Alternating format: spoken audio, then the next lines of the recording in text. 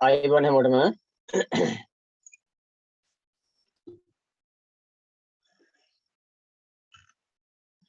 ඉතිහාස දැන් පළවෙනි පාඩම හොයාගත්තද පුතේ? අච්චුපතක් එහෙම හොයාගත්තද?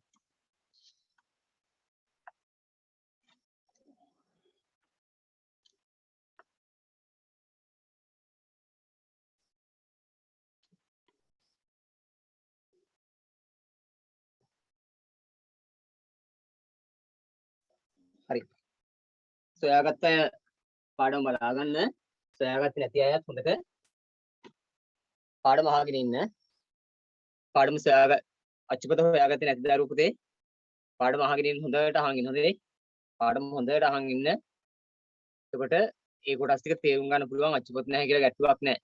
අච්චුපත සොයා ගන්නකම් එහෙම නැත්නම් print out එකක් ගන්නකම් හොඳට පාඩම අහගෙන ඉන්න. අපි ගිය සතියේ මොනවද ලිව්වේ නැහැ නේද? ගිය සතියේ අපි මොනවද ලිව්වද පුතේ?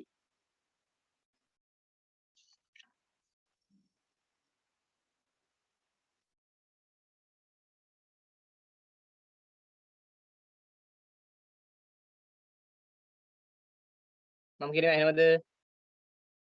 අපි ගිය සතියේ පාඩමේ මොනවද ලිව්වද පුතේ?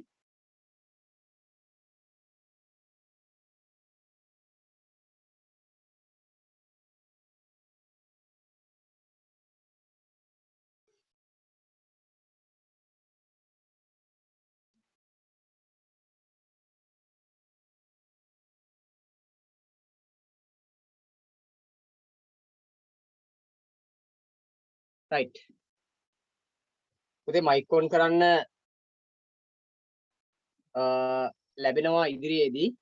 තවම මයික් ඔන් කරන්න දීලා නැත්තේ. තවවත් පන්තියට සම්බන්ධ වෙන ගමන්නේ. හරිනේ. ස්ථාවර වශයෙන් පන්තියට සම්බන්ධ වුණාට පස්සේ මයික් ඔන් කරලා වැඩේ කරගෙන යන්න පුළුවන්. දැනට මැසේජ් එකක් දාන්න පුළුවන් ඕනම ගැටුවක්. හරිනේ. මොනවා හරි ගැටුවක් තියෙනවා නම් මැසේජ් එකක් දාන්න. ඔව් ගිය සතියේ ආපු නැති දරුවෝ තමයි පාඩම ගැන අවබෝධයක් නැත්තේ. අපි දැන් මුලින්ම පාඩම මතක් කිරීමක් කරන හොඳට අහන් ඉන්න. හරිනේ. අපිට ඉතිහාස පොතේ පාඩම් මාතෘකා 6ක් තියෙනවා. ලබන අවුරුද්දේ ඔබ ඉන්නේ 9 පන්තිය. 9 පන්තියට පාඩම් මාතෘකා 6ක් තියෙනවා. ඒතර මේ පාඩම් මාතෘකා 6 මම ගිය සතියේ චුට්ටක් මතක් කරා. ලියන්න දුන්නේ නැහැ මොනවද? හරිනේ? ලියන්න දුන්නේ නැහැ මොනවද? චුට්ටක් මතක් කරා. මේ පාඩම් මාතෘකාවල තියෙන්නේ 8 පන්තියෙන් ඉගෙනගත්ත කරුණු වලට වඩා වැඩි කොටස් ටිකක්. 9 පන්තියනේ. 8 පන්තියට වඩා ටිකක් වැඩි ටිකක් සංකීර්ණ එහෙම නැත්නම් බර පාඩම් මාතෘකා ටිකක් තියෙනවා. හරි ඒ නිසා පන්තියට හැමදාම සම්බන්ධ වෙලා හැම කොටසක්ම හොඳට තේරුම් ගන්න ඔබට අවශ්‍යතාවය හැදෙන්න ඕන. දැන් ගෙදර ඉඳන් ඉගෙන ගන්න නිසා හරියට ඉගෙන ගන්න පුළුවන්. මොකද පන්ති ආවට පස්සේ නම් පන්තියේ වැඩ නොකර ඉන්න පුළුවන්නේ. දැන් ගෙදර ඉඳගෙන ඉගෙන ගන්න නිසා දෙමාපියන්ට පේනවා ඔයාලා වැඩ කරනව නැද්ද කියලා. ඒ නිසා හරියට ගෙදර ඉඳගෙන මේ වැඩේ කරන්න වෙන වැඩ මොනවත් කරන්නේ නැතිව හරිය මේ ඇවිදින්නේ නැතිව මේ පන්තියටම සම්බන්ධ වෙලා මේ වැඩ ටික කරගෙන යමු. එතකොට හොඳට පාඩම පැහැදිලි වෙයි. හරිනේ? පාඩම හොඳට තේරුම් ගන්න පුළුවන්. ඒ නිසා අපේ ඉතිහාසයේ පුතේ පාඩම් මාතෘකා තියෙනවා පුතේ 6ක්. මේ පාඩම් මාතෘකා 6න් ඒ පාඩම් මාතෘකා 6න් පළවෙනි පාඩම තියෙනවා ශ්‍රී ලංකාවේ මුහුදුබඩ ප්‍රදේශ ලන්දේසින් යටතට පත්වීම. පළවෙනි පාඩම තියෙනවා ශ්‍රී ලංකාවේ මුහුදුබඩ ප්‍රදේශ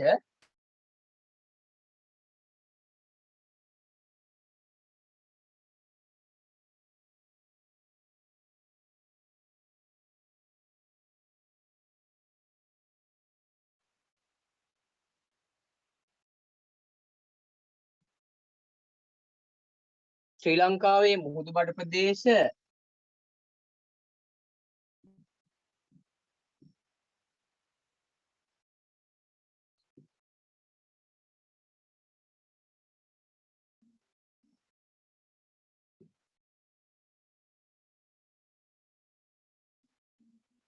ශ්‍රී ලංකාවේ මුහුදුබඩ ප්‍රදේශ ලන්දේසින් යටතටපත් වීම පළවෙනි පාඩම් මාතෘකාව තියෙනවා.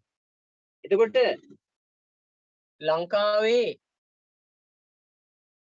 වෙරළ බඩ ප්‍රදේශ ටිකත් ඊට පස්සේ ලංකාවම බටහිර ජාතිකයන්ට යටත් වුණා. බටහිර ජාතිකයන්ට අපි කියනවා පෘතුගීසීන්, ලන්දේසීන්, ඉංග්‍රීසීන් කියන බටහිර ජාතිකයන්ට යටත් වෙනවා කාලෙන් කාලෙට.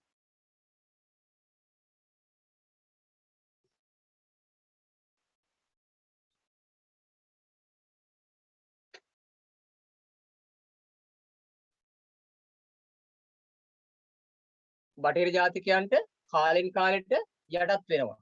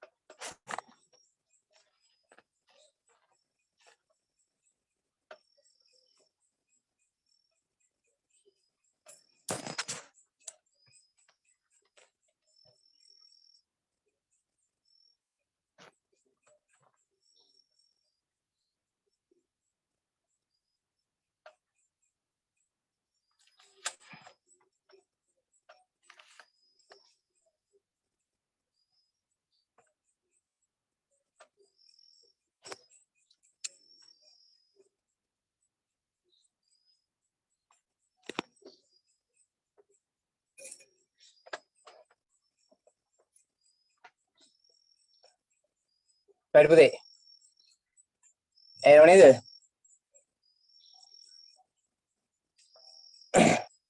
තාක්ෂණික දෝෂයක් ආවා ඒක නිසා පොඩ්ඩක් ක්ලාස් එක කට් උනේ දැන් හරි ගැටලුවක් නැහැ එතකොට අපි කතා කරමින් හිටියේ ශ්‍රී ලංකාවේ මුහුදුබඩ ප්‍රදේශ ලන්දේසීන් යටතට පත්වීම ශ්‍රී ලංකාවේ මුහුදුබඩ ප්‍රදේශ ලන්දේසීන් යටතට පත්වීමේ අවස්ථාව අපි කතා කරේ. එතකොට ලන්දේසීන් අතර පත්වීමේ අවස්ථාව තුළදී අපි කතා කරමින් හිටියා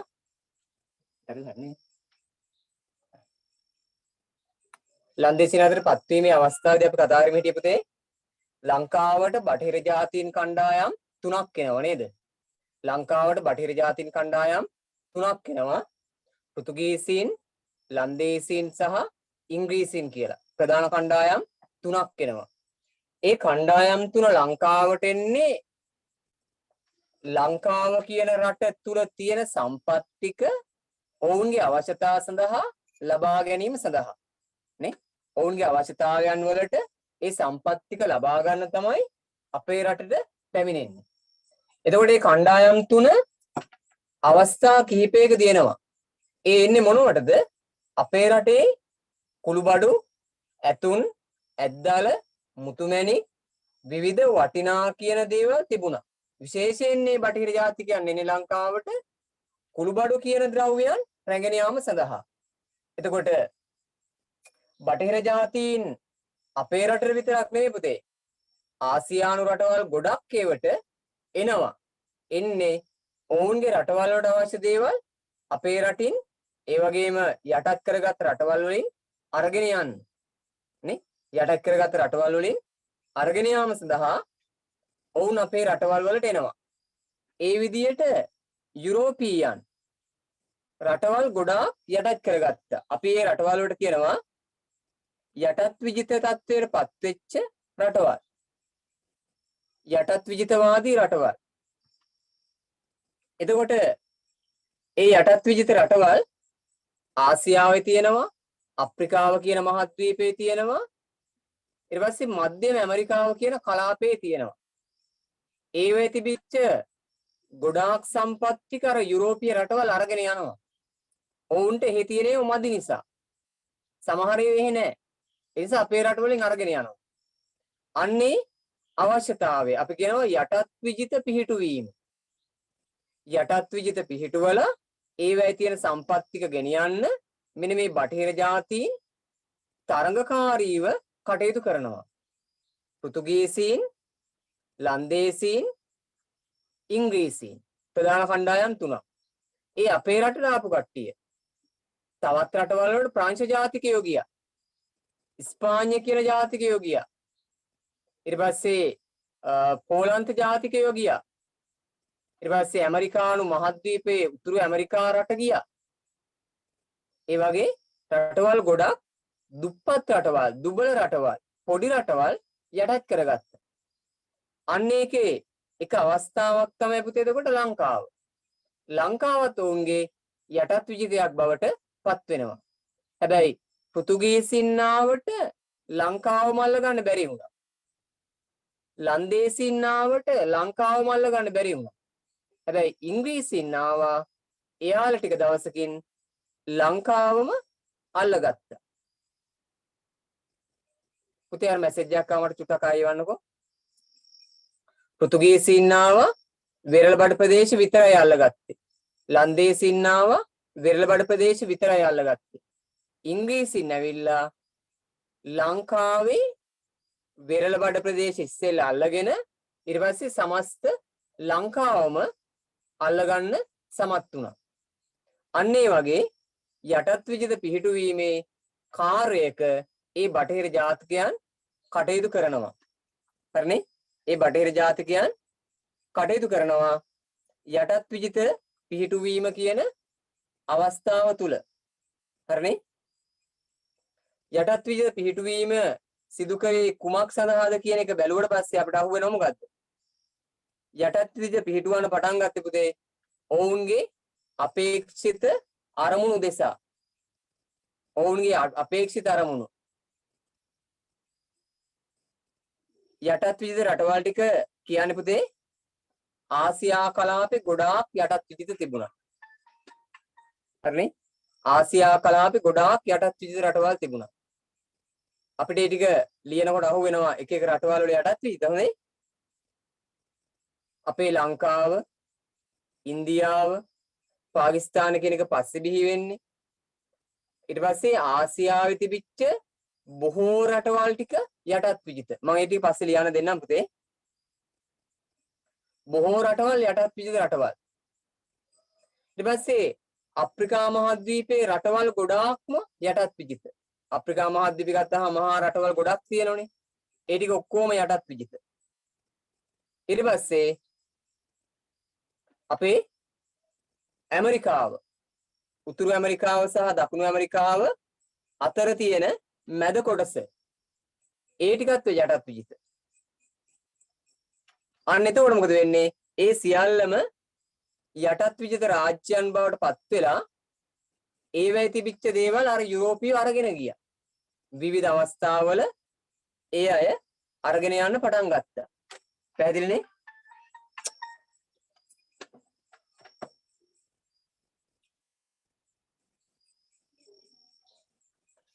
right. එතකොට පුතේ ඔන්න ආසියාවේ එක රටක් තමයි ලංකාව. ලංකාව ලන්දේසින්ගේ යටත් විජිතයක් බවට පත් වෙන්නේ වෙරබඩ කලාපයේ විතරයි. ලංකාව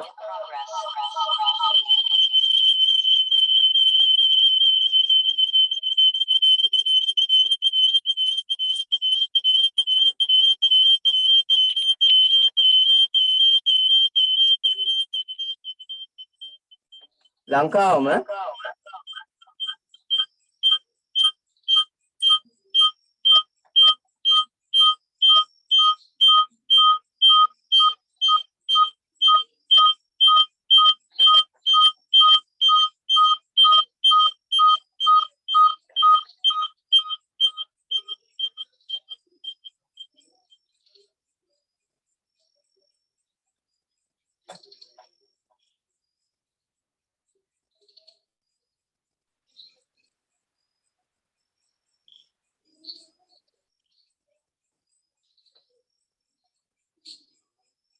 හරිද? ලංකාවම බටහිර ජාතිකයන් අතරේ ලන්දේසියන්ට යටත් කරගන්න හැකියාවක් උනේ නැහැ. කණ්ඩායමක් පමණක් ඇවිල්ලා අපේ රට අල්ලගත්ත ඒ කණ්ඩායම තමයි ඉංග්‍රීසි. අනිත් කාටවත් මේ ලංකාව යටත් කරගන්න හැකියාවක් වෙන්නේ නැත. ඒතර පුතේ පෘතුගීසින් ආව පළවෙනියට නේද? පෘතුගීසින් ආවා 1505 දී. ක්‍රිස්තු වර්ෂ 1505 දී පෘතුගීසි ලංකාවට ආවා.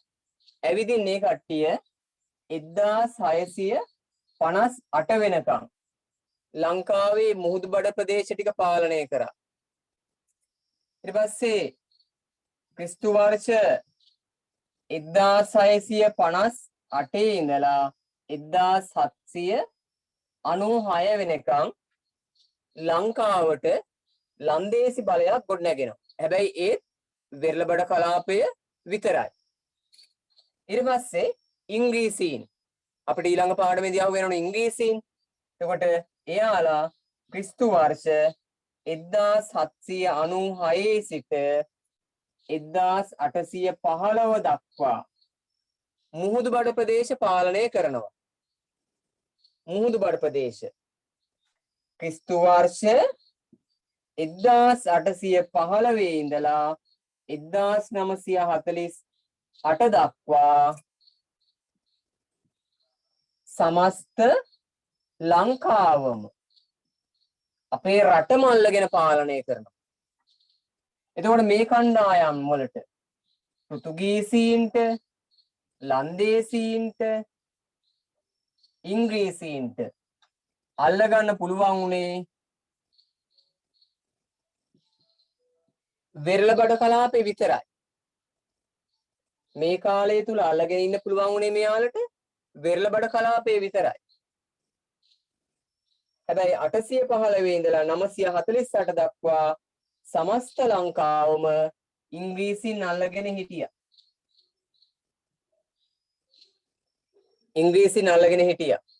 එතකොට ඒකෙන් එක කණ්ඩායමක් තමයි අපිට අහු වෙන්නේ කවුද? ලන්දේසීන්. එහෙනම් ලන්දේසි පාලනය අපිට අහු වෙනවා 1658 සිට 1796 දක්වා. ඒ කාල පරිච්ඡේදයේ ලංකාවේ මුහුදුබඩ ප්‍රදේශවල වෙනස්කම් රැසක් සිද්ධ කරනවා. ලන්දේසීන් ලංකාවට එනකොට ලංකාවේ ඉන්නවා පෘතුගීසීන්. ඊට ඉස්සෙල්ලා පෘතුගීසීන් ආවේ. පෘතුගීසීන් තමයි ඉස්සෙල්ලම පෙරදිග ආසියාවට ආවේ. අපේ රටවල් වලට කියනනේ පෙරදිග රටවල් නේ. පෙරදිග ආසියාවට ඉස්සෙල්ලම ආවේ පෘතුගීසීන්. පෘතුගීසීන් ඇවිල්ලා අවුරුදු 100කට වැඩිය ගත වුණාට පස්සේ තමයි ලන්දේසීන් එන්නේ. ඒ කියන්නේ පෘතුගීසීන් රහස් මාර්ග ඔස්සේ අනිත් අයට හොරා රහස් මාර්ග ඔස්සේ ඇවිත් අපේ රටවල් වල තියෙන වෙළඳ ද්‍රව්‍ය අරගෙන ගියේ. අනිත් අයට එන්න බැරි වුණා. එන්න ක්‍රමයක් හොයාගන්න බැරි වුණා. ඒ නිසා මෙන්න 1658 වෙනකම් 505 ඉඳලා අවුරුදු 100කට වැඩිය 150ක් විතර කාල පරිච්ඡේදයක් මේ පෘතුගීසීන් අපේ වෙරළබඩ ප්‍රදේශවල බලය පවත්වාගෙන යනවා. ඇයි වෙනත් අයට එන්න බැරි වෙන විදියට පෘතුගීසීන් බලවත් වෙලා හිටියා. වෙනත් අයට එන්න බැරි විදියට. පස්සේ තමයි පෘතුගීසීන් පන්නා දාන්නට ලන්දේසීන් බලවත් වෙන්නේ. මුල් කාල පරිච්ඡේදයේ පෘතුගීසි බලය ගොඩාක් වැඩි වුණා. ඒ නිසා පෘතුගීසීන් අපේ රටවල් අල්ලගෙන ඒ ප්‍රදේශ වලින් වටිනා කියන සම්පත් ගෙනිහිල්ලා යාලා යුරෝපා රටවල් වලට අපි කියනවා මෙන්න මේ පෘතුගාලය පෘතුගීසින්ගේ මව්බිම පෘතුගාලය ලන්දේසින්ගේ මව්බිම ඕලන්දය කියලා කියන්නේ ඉංග්‍රීසින්ගේ මව්බිම කියන්නේ එංගලන්තය නැත්නම් බ්‍රිතාන්‍ය මේ රටවල් වල වෙළඳාම් කරන්නට වෙළඳ ද්‍රව්‍ය ගොඩක් අරගෙන ගියේ පෘතුගීසීන්. අපේ රටවල් වලට ඇවිල්ලා අපේ රටවල් වල තිබිච්ච කුළුබඩු ඒ රටවල් වල ලැබෙන්නේ නේ. ඒ කුළුබඩු වර්ග අපේ රටේ තියෙන ගම්මිරිස් ටික, ගොරක ටික, කරාබු නැටි ටික, ඉඟුරු පියලිය, ඉඟුරු මෙන්න මේ ඒ වගේ දේවල් ඖෂධ වර්ග ඊට පස්සේ කැලේ හැදිච්ච කුරුඳු වගා කරපු කුරුඳු නෙමෙයි. අපේ රටේ කුරුඳු වගා කරන්නේ ලන්දේසීන්. පෘතුගීසීන් කුරුඳු වගා කරේ නැහැ. පෘතුගීසීන් කැලේ තිබිච්ච කුරුඳු තමයි අරගෙන ගියේ. කැලේ තිබිච්ච කුරුඳු යාලා අරගෙන යනවා. ලන්දේසීන් තමයි ලංකාවේ කුරුඳු වගා කරන්නේ. එතකොට අර වෙළඳ ද්‍රව්‍ය අරගෙන ගිහිල්ලා මෙන්න මේ පෘතුගීසීන් යුරෝපා රටවල් වල විකුණනවා. එතනින් පෘතුගීසීන් ලොකු ලාභයක් ලබනවා. ඊට පස්සේ ලන්දේසීන් කල්පනා කර මොකද්ද?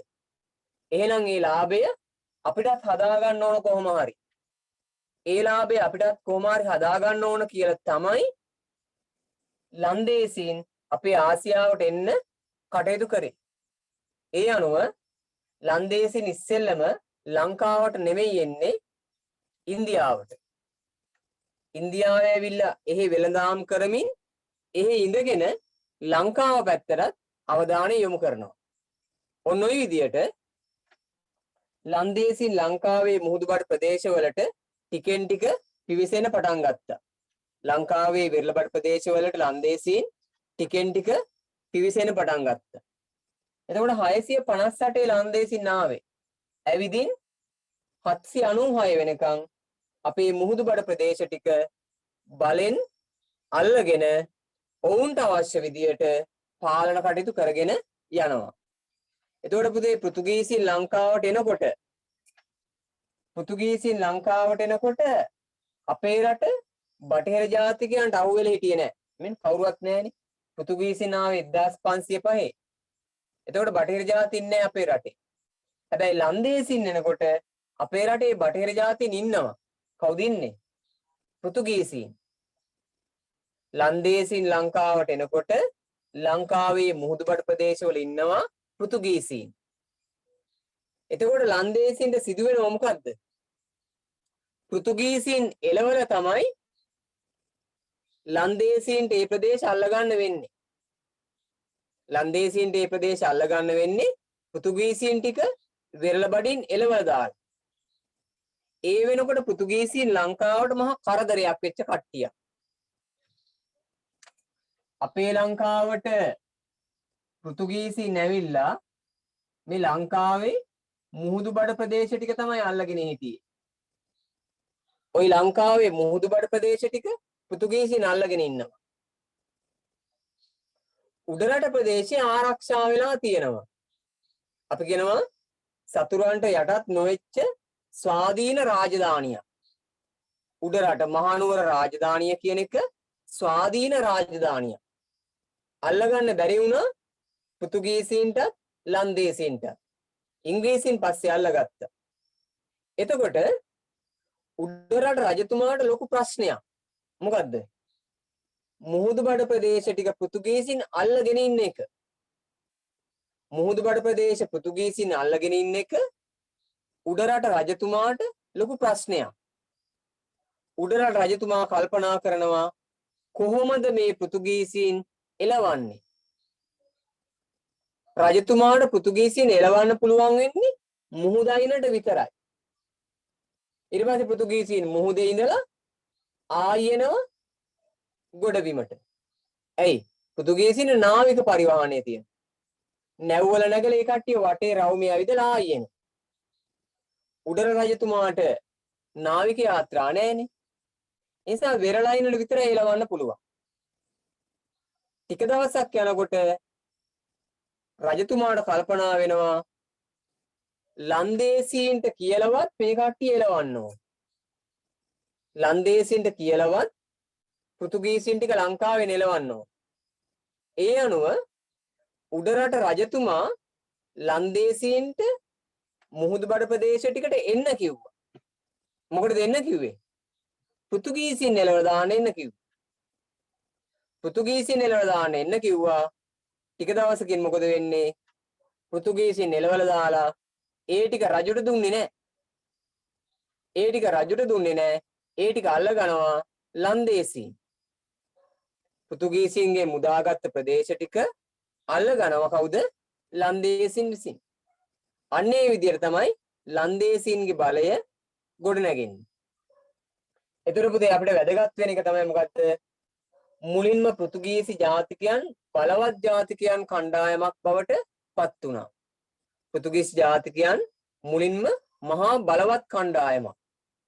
මොකද ඒ අය තමයි පුතේ මුලින්ම නැව් මාර්ග පිළිබඳව නාවික පරිවහනය නැව් ධාවනය පිළිබඳව මුලින්ම හොයාගත්තේ පෘතුගීසීන්. පෘතුගාලයේ හෙන්රි කුමාරයා කියන කෙනා. එයාට කියනවා නාවික හෙන්රි. නැව් ගමන් පිළිබඳව මුලින්ම හොයාගත්තේ පෘතුගීසීන්. නැව් ගමන් පිළිබඳව මුලින්ම හොයාගෙන එයාලා රහසිගතව අනෙක් ප්‍රදේශවලට යනවා. වෙනත් අයට යන්න බෑ. ඇයි? ඒ අයගේ නැව් යාත්‍රානේ.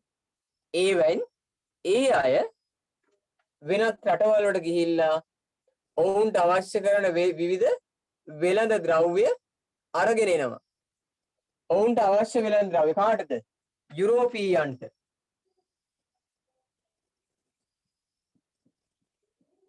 මේ යුරෝපා ජාතිකයන්ට යුරෝපීයන්ට අවශ්‍ය වෙළඳ ද්‍රව්‍යයන් පෘතුගීසීන් එක එක ප්‍රදේශ වලින් අරන් එනවා. අරන් ඇවිල්ලා යුරෝපා රටවල් වල මේ කට්ටිය ඒවා විකුණනවා. යුරෝපා රටවල් වල දිගින් දිගටම විකුණනවා. යුරෝපා රටවල් වල විකුණන නිසා ඔවුන්ට විශාල ලාභයක් ලැබෙනවා. මොකද අනික් කට්ටියගේ ගාව වෙළඳ ද්‍රව්‍ය නැහැ. අනිත් අයගේ ගාව වෙළඳ ද්‍රව්‍ය නැහැ. වෙළඳ ද්‍රව්‍ය තියෙන්නේ පෘතුගීසීන් ගාව විතරයි. එයාලා ලොකු ලාභයක් ලබනවා. ඒක නිසා ලන්දේසීන් කල්පනා කරනවා පෘතුගීසීන් වගේ වෙළඳ ද්‍රව්‍ය එකතු කරගන්න වෙනත් ප්‍රදේශවලට යන්න ඕන. ඊට පස්සේ තමයි බලෙන් කොහොම හරි නාවික මාර්ග ඔස්සේ මේ කට්ටිය යන්නේ. ඉස්සෙල්ලම පෘතුගීසින් යන රහස් පාරවල් ටික හොයාගත්තා. හොයාගෙන මේ පාරවල් වලින් එක එක ප්‍රදේශ වලට යනවා. ඒන එක ප්‍රදේශයක් තමයි අපේ ආසියාව. ආසියාවට ඇවිල්ලා පෘතුගීසීන් වෙළඳ-ද්‍රව්‍ය ගන්න රටවල් වලට ලන්දේසනුත් බලෙන් ඇතුළු වෙනවා. ඇතුළු වෙලා ඒ අයත් වෙළඳ-ද්‍රව්‍ය ලබා ගන්නවා. එහෙම බලවත් වෙන්න ටික ටික ලන්දේසීන් කටයුතු කරා. ලන්දේසීන් කියන්නේ ලොකු බලයක් තිබිච්ච පිරිසක් නෙමෙයි මුලදී. පහු වෙනකොට මෙයාලගේ බලය ගොඩාක් වැඩි වෙනවා. එහෙනම් පුතේ අපි පෘතුගීසි පාලනයේ චුට්ටක් හඳුනගෙන මාතෘකාවට එමු. අපි හැමෝම මාතෘකාව ලියාගමු පුතේ. පොතේ ලියා ගන්නකො මාතෘකාව. ශ්‍රී ලංකාවේ මුහුදුබඩ ප්‍රදේශ ලන්දේසීන් යටතට පත්වීම මාතෘකාව ලියා ගන්න.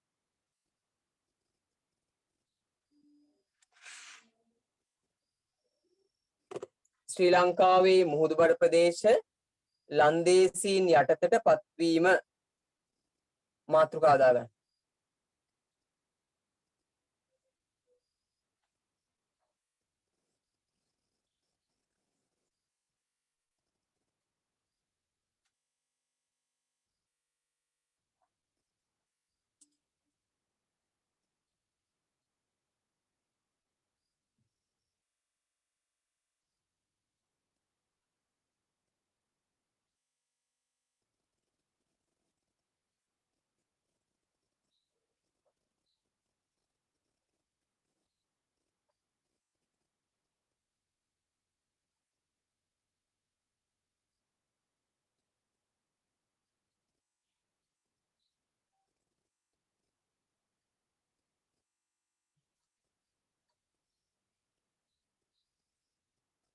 ශ්‍රී ලංකාවේ මුහුදුබඩ ප්‍රදේශ ලන්දේසීන් යටතට පත්වීම මාතෘකාව දාගන්න.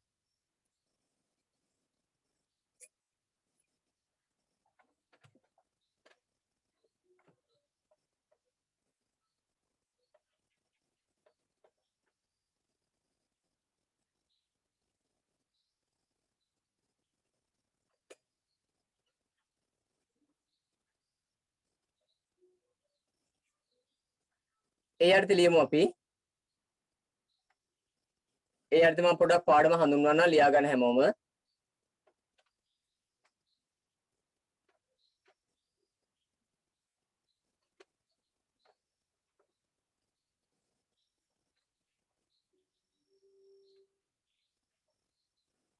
ලියන්න. යුරෝපා ජාතීන්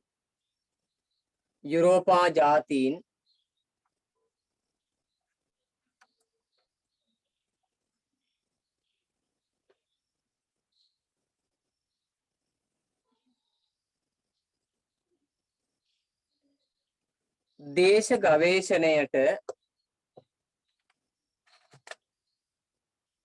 යුරෝපා ජාතීන් දේශ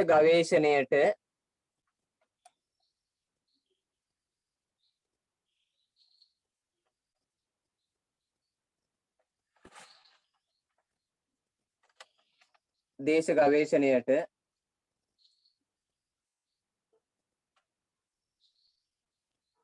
යොමු වීමේ ප්‍රතිඵලය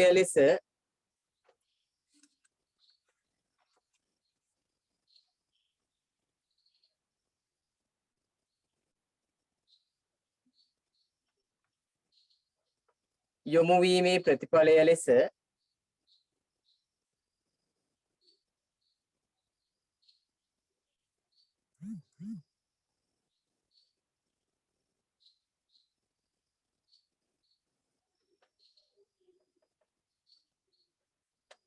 ආසියාවටද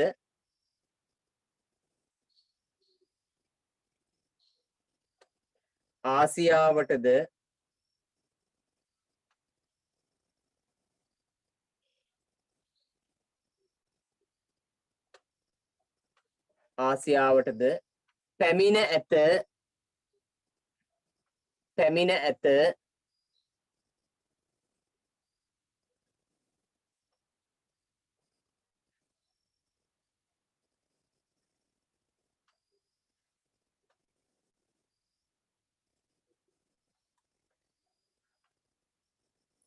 ආයි මුල ඉඳලා කියන්න ලියා ගන්න බැරි වෙච්ච දරුවෝ ඉන්නවා.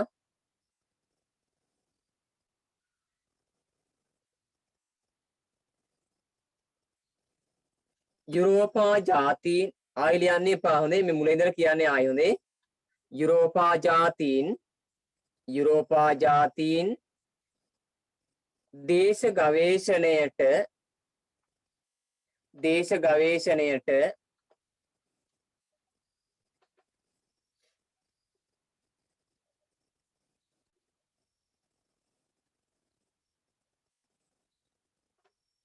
යොමු වීමේ ප්‍රතිඵලය ලෙස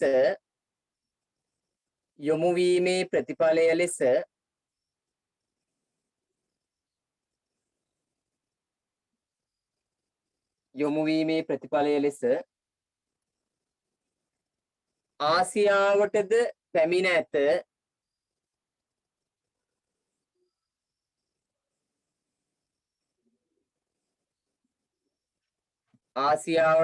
ඇත.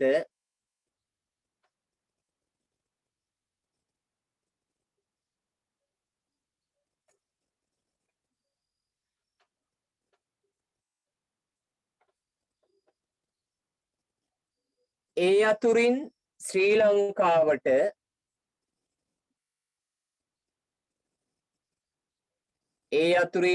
ලංකාවට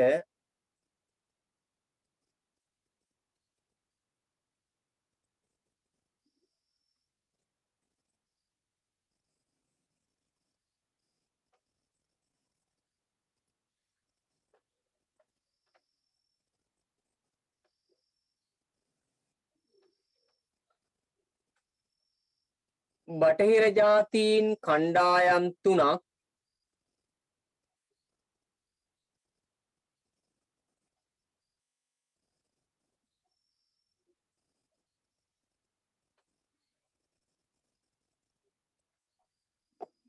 ජාතීන් කණ්ඩායම් තුනක්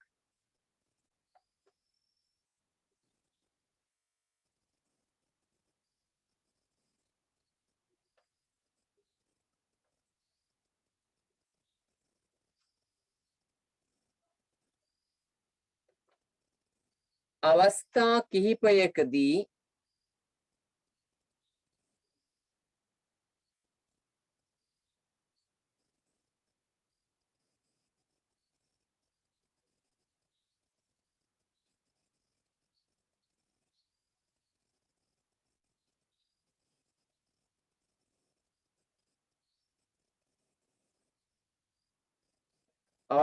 කිහිපයකදී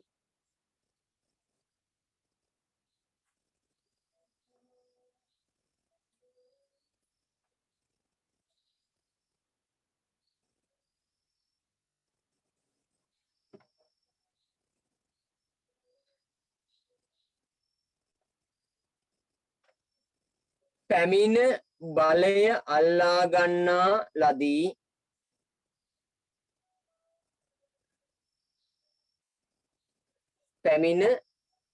බලය අල්ලා ගන්නා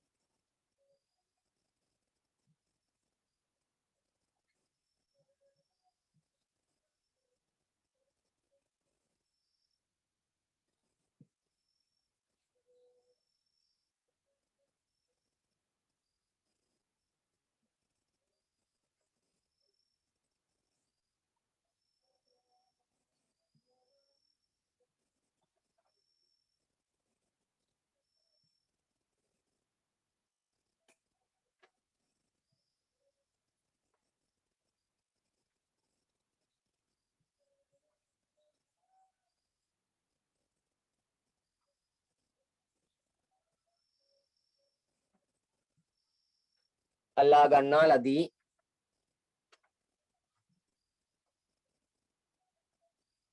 එතන පුතේ මෙන්න මේ ටික පහලට ලියා ගන්න. 1 2 3 4. මේ ටික පහලට ලියා ගන්න. අවස්ථා 4 පහලට ලියා ගන්න.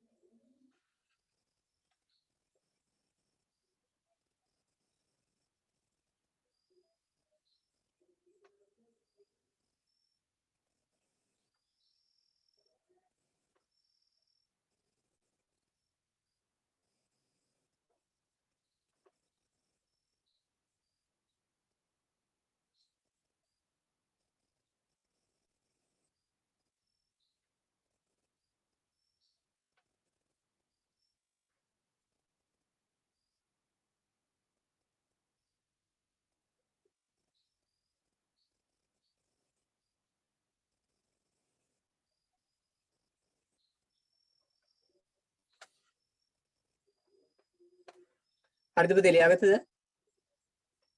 1505 ඉඳලා 1658 වෙනකම් පෘතුගීසීන් 1658 ඉඳලා 1796 වෙනකම් ලන්දේසීන් 1796 ඉඳලා 1815 වෙනකම් ඉංග්‍රීසීන්. ඒ කණ්ඩායම් තුන වෙරළගඩ ප්‍රදේශ විතරයි අල්ලගත්තේ 815 වෙනකම්.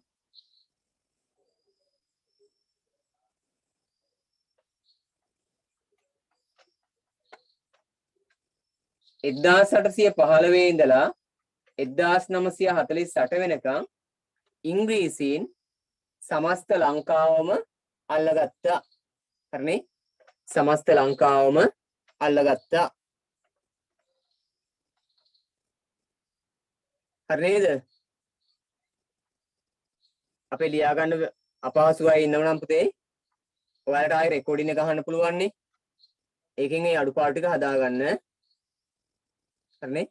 රෙකෝඩින් එක අහන්න පුළුවන් නිසා ඒකෙන් අඩුපාඩු ටික හදාගන්න. කොමාරි පන්තිය ඉවර වෙනකම් පන්තියේ ඉන්න. එතකොට පාඩම හොඳට තේරෙනවා. 1505 ඉඳලා 1658 දක්වා පෘතුගීසීන් 658 ඉඳලා 796 වෙනකම් ලන්දේසීන් 796 ඉඳලා 815 වෙනකම් ඉංග්‍රීසීන් 815 ඉඳලා 948 වෙනකම් ඉංග්‍රීසීන් අපේ සමස්ත ලංකාවම පාලනය කරා. ලංකාවම අල්ලගෙන පාලනය කරනවා මේ කාලය තුල. දැන් හරි නේද?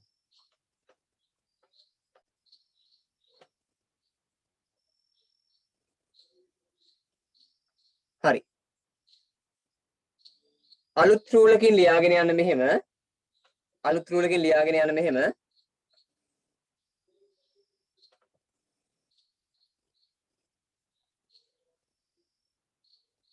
මේ අතුරින් අලුත් රූලකින් ලියාගෙන යන්න මේ අතුරින්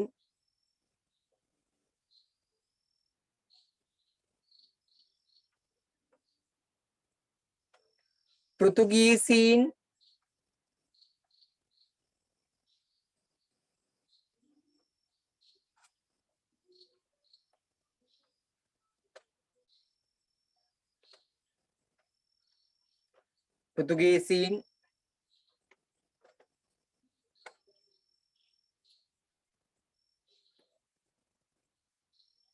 ආසියාවට පැමිණ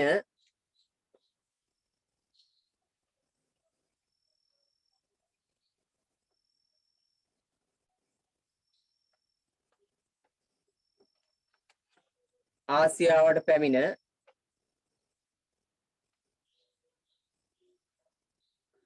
කුළුබඩු ඇතුළු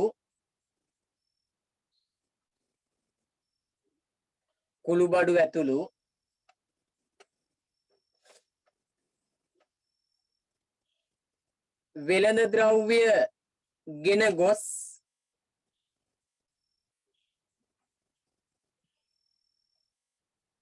කුළුබඩු ඇතුළු වෙළඳ ද්‍රව්‍ය ගෙන ගොස්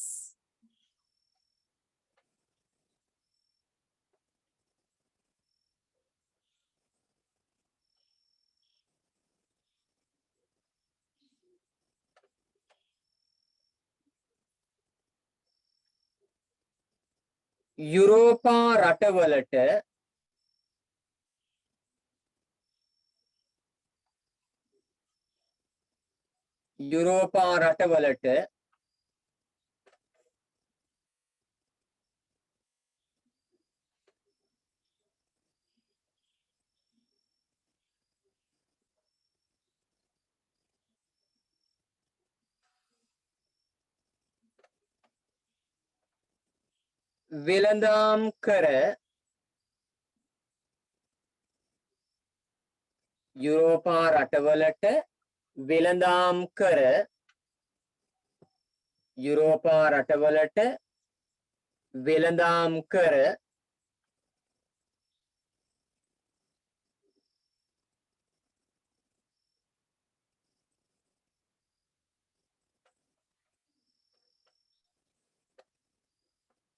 අධික ලෙස ලාභ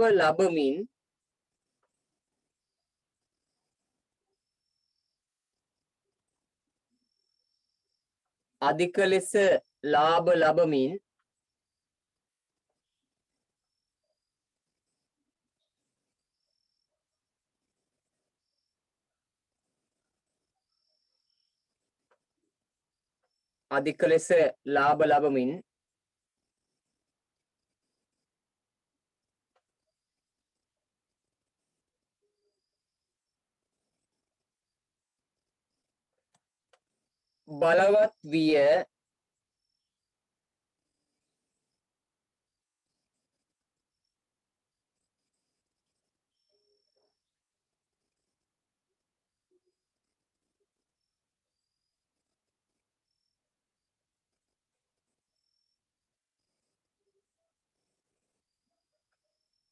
බලවත් විය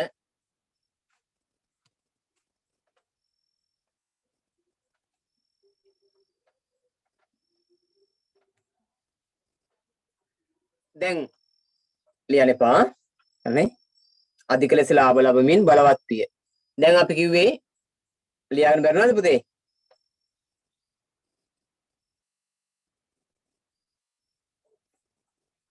ඔනේ වාක්‍ය මම ආයි කියනවා ඒ වාක්‍ය මේ ආයි කියන්නේ හොඳේ ඒ යතුරින් පෘතුගීසීන් ආසියාවට පැමිණ ලියාගත්තේ නැති දරුවන්ට ඒ වාක්‍යමයි මේ ආයි කියන්නේ ඒ යතුරින් පෘතුගීසීන් ආසියාවට පැමිණ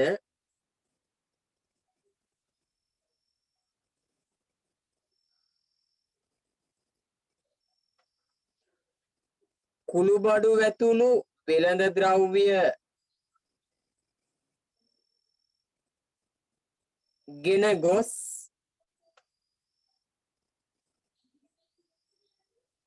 කුළුබඩු ඇතුළු වෙළඳ ද්‍රව්‍ය ගෙන ගොස්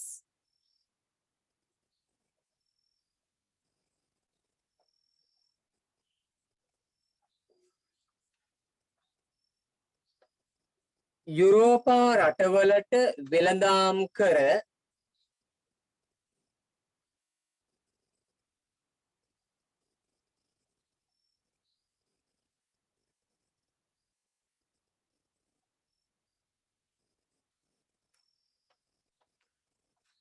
යුරෝපා රටවලට වෙළඳාම් කර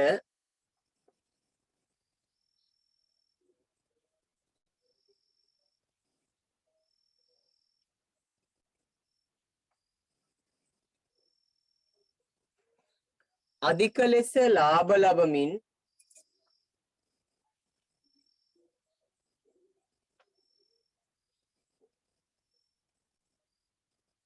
අධික ලෙස ලාභ ලබමින්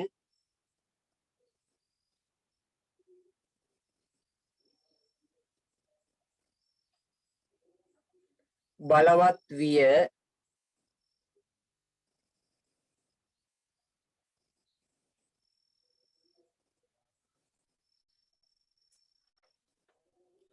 ඒ අපි කිව්වේ මෙන්න මේ ටික. එතකොට ඔන්න ඔය විදියට පෘතුගීසින් බලවත් වුණා පුතේ මුලින්ම. ඊට පස්සේ තමයි පෘතුගීසි ලංකාවේ බලය රටේම බලය බවට පත් කරගන්න. පෘතුගීසින් ඇවිල්ලා වෙරළබඩ විතරයි අල්ලගන්න පුළුවන් උනේ. පෘතුගීසින් උත්සාහ ගන්නවා අවස්ථා කිහිපයකදීම උඩරට අල්ලගන්න. නේද? පෘතුගීසින් ඇවිල්ලා අවස්ථා කිහිපයකදීම උඩරට අල්ලගන්න උත්සාහ ගන්නවා. උඩරට ඉඳපු රජවරුන් එක්ක සටන් කිහිපයක් කරා. අපි අහලා තියෙනවනේ. මුල්ලේරියා සටන, දන්තුවේ සටන, බලන සටන, ගන්නොරුව සටන නේද? ඒ සටන් පෘතුගීසින් එක්ක වෙච්ච සටන්. පෘතුගීසීන් තමන්ගේ බලය පාවිච්චි කරලා අවස්ථා කිහිපයකදීම උඩරට රජු සමග සටන් කරලා උඩරට අල්ලගන්න ලොකු උත්සාහයක් දරුවා. හැබැයි අපේ උඩරට රජතුමාගේ ගාව තිබිච්ච ලොකු සේනාවකගෙන් යුතු යුද ශක්තිය අපේ උඩරට රජවරුන් අතර තිබුණ එතකොට හොඳ යුද ශක්තියක්. ඒ වගේම උඩරටට දන්නේ නැති අයට යන්න බෑ. ඇයි ඒ? රහස් පාරවල් වලින් යන්න තියෙන්නේ. රහසිගත පාරවල්. කැලවල් අස්සෙන් දොළවල් වලින් පැනලා දේශගුණය තුල කටුක දේශගුණය අපි අහලා තියෙනව නේද?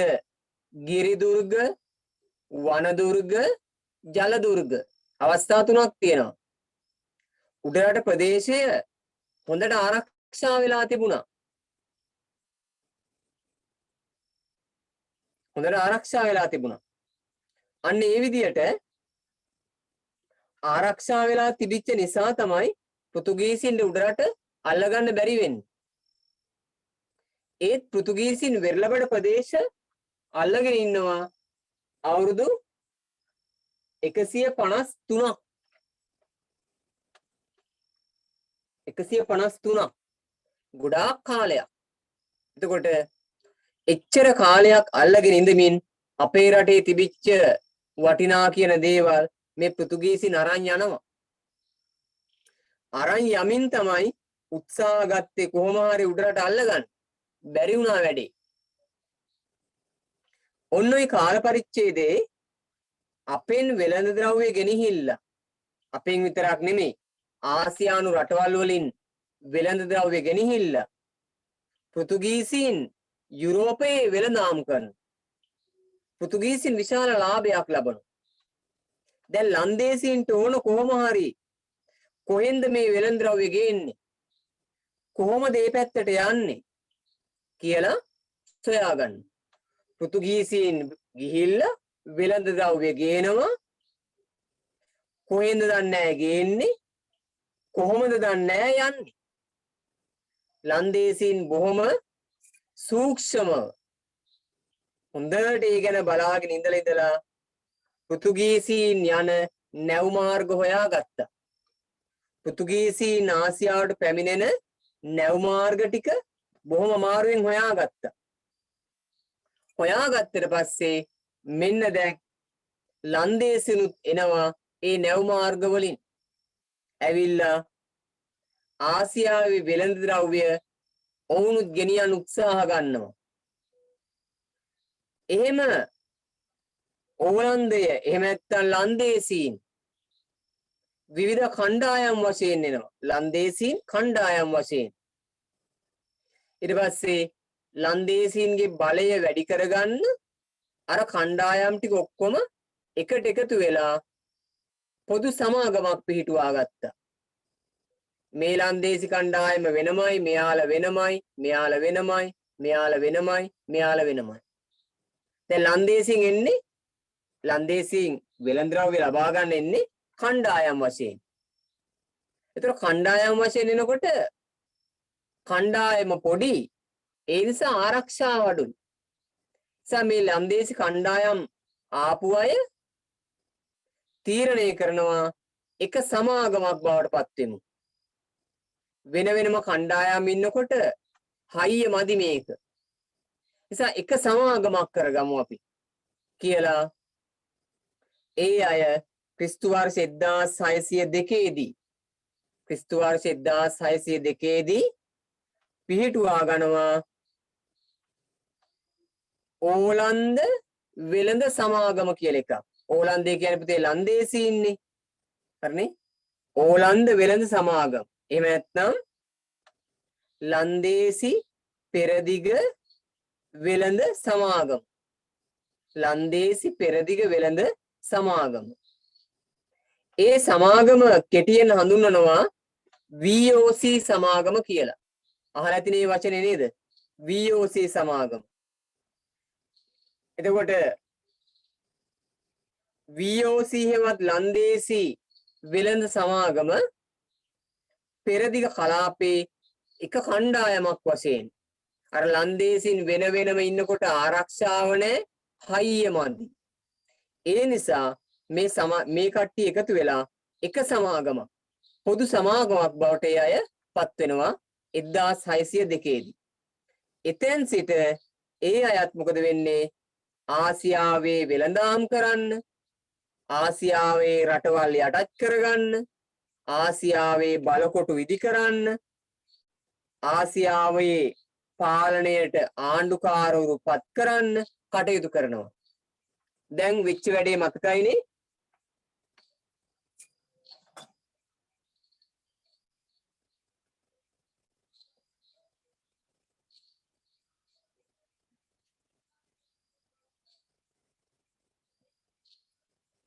මේ වෙනකොට ටික ටික දැන් ආසියාව ගැන ලන්දේසීන් කරුණු හොයාගත්තා.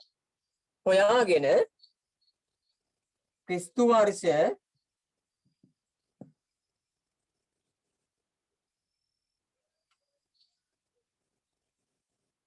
1602 දී ක්‍රිස්තු වර්ෂ 1602 දී ඒ අය කියන්නේ ලන්දේසී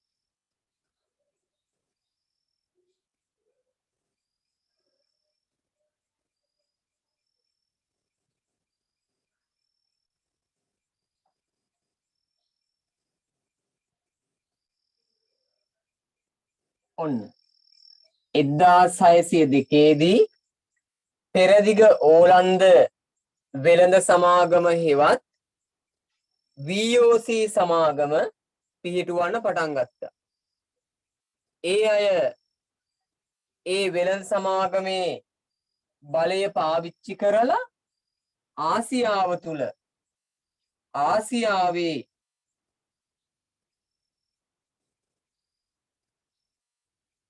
ඒ අය ආසියාව තුල ඊළඟට කරන්නේ මෙන්න මේ වැඩ ටික. වෙළඳාම් කිරීම.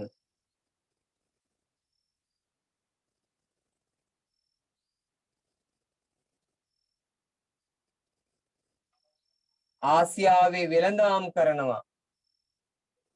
ඊළඟට ආසියාවේ ඒ අය යටත් කරගන්නවා, ප්‍රදේශ යටත් කරගන්නවා.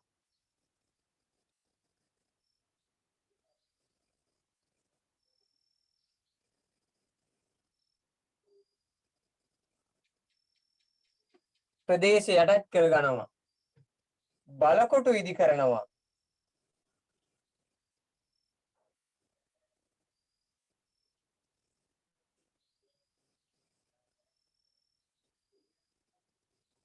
බලකොටු ඉදි කර ගන්නවා. ඒ වගේම ඒ ප්‍රදේශ පාලනය කරන්න ආණ්ඩුකාරවරු පත් කරනවා.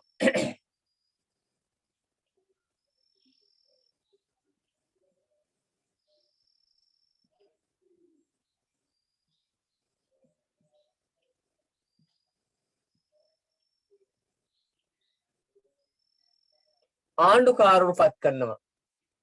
ඔන්න ලන්දේසින් ඇවිල්ලා පෙරදිග ආසියාවේ කරන වැඩ. එයාලා ඇවිල්ලා 1602 දී පෙරදිග ඕලන්ද වෙළඳ සමාගම පිහිටුවනවා. ඒ අය සමාගම යටතේ වෙළඳාම් කිරීම, ප්‍රදේශය යටත් කර ගැනීම, බලකොටු ඉදි කිරීම, ආණ්ඩුකාරවරු පත් කිරීම කියන කටයුතු හරහා ආසියාවේ බලය ටික ටික ගොඩනගන්න පටන් ගන්නවා. ආසියාවේ බලය ටික ටික ගොඩනගන්නට පටන් ගන්නවා. පැහැදිලි නේද? රයිට්. අලුත් රුවලකින් ලියන්න පුතේ මෙහෙම.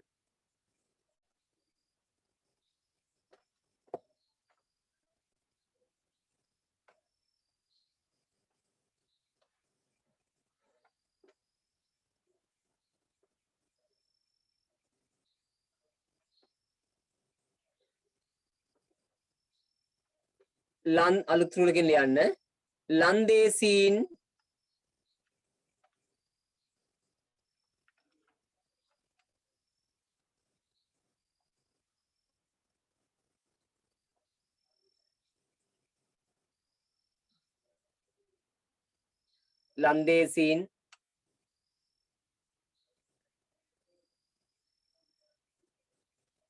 තම වෙළඳ කටයුතු සඳහා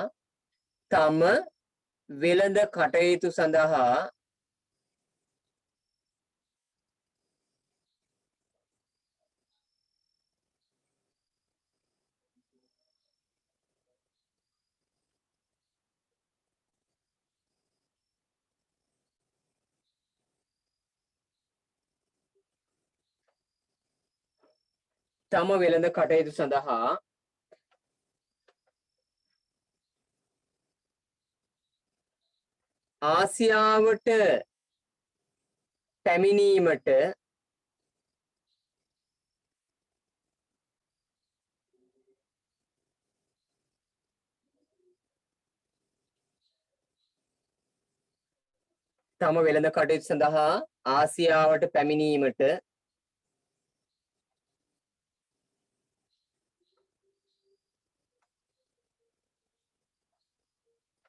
පෘතුගීසීන්ගේ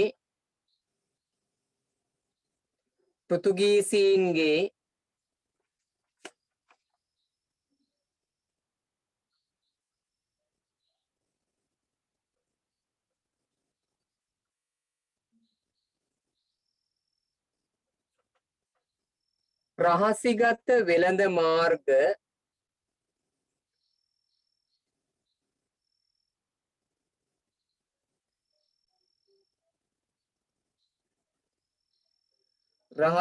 වෙළඳ මාර්ග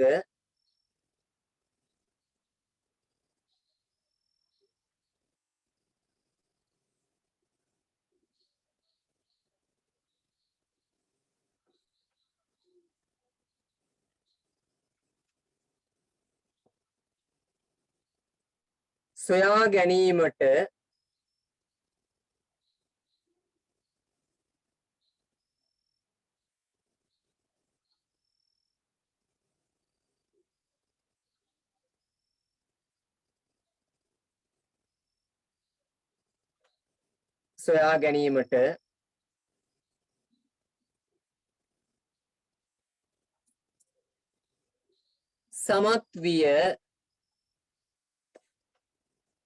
සමත් විය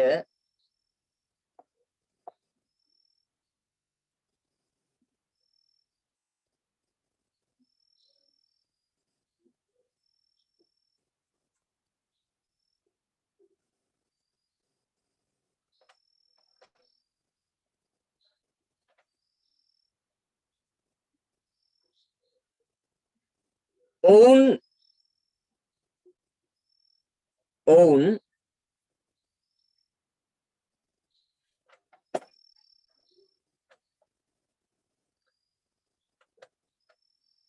ක්‍රිස්තු වර්ෂ 1602 ක්‍රිස්තු වර්ෂ 1602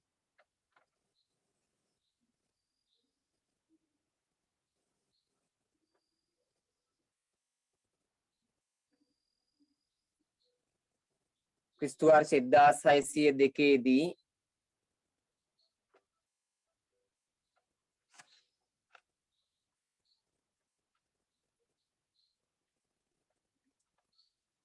පෙරදිග ඕලන්ද වෙළඳ සමාගම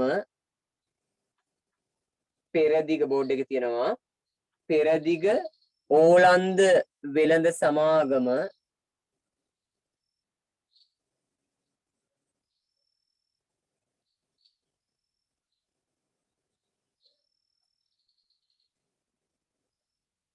පෙරදිග ඕලන්ද වෙළඳ සමාගම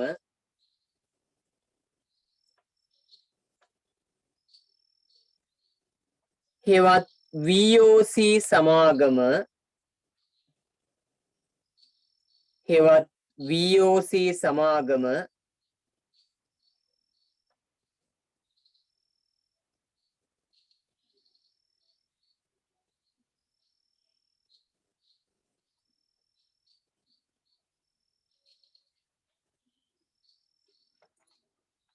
පිහිටුවන ලදී VOC සමාගම පිහිටුවන ලදී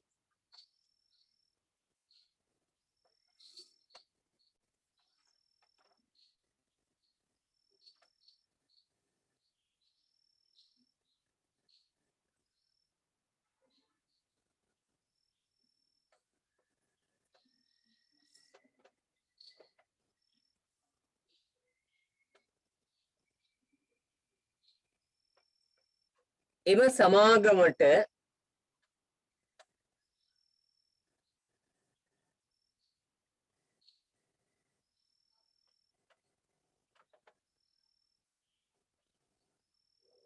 එම සමාගමට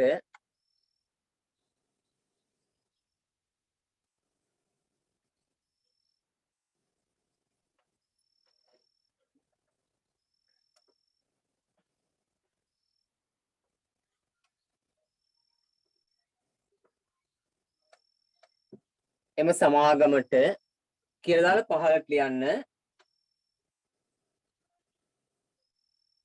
ආසියාවේ වෙළඳාම් කිරීම පහලට ලියන්න ආසියාවේ වෙළඳාම් කිරීම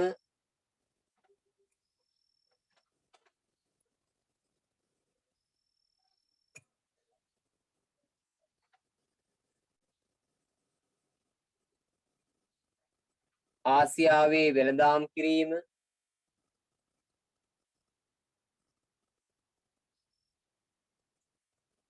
දෙවැනි එක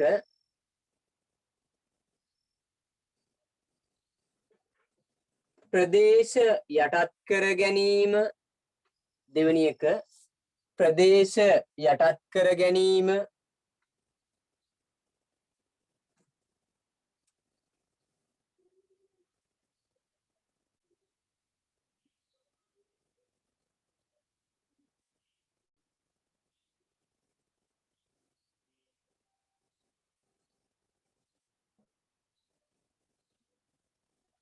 ප්‍රදේශ යටත් කර ගැනීම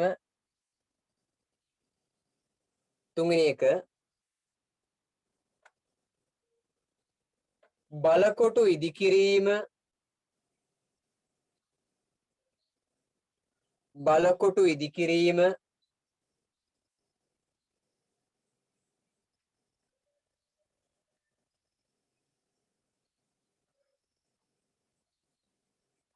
බලකොටු ඉදිකිරීම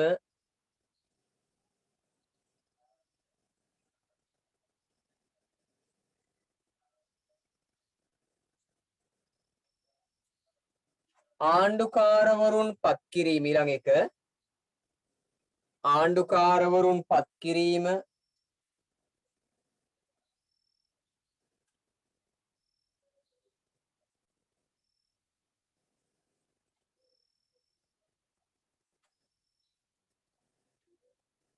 ආණ්ඩුකාරවරුන් පත් කිරීම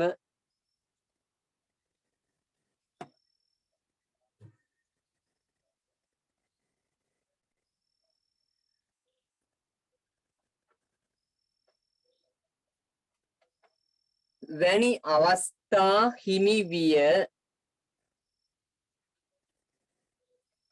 වැනි අවස්ථා හිමි විය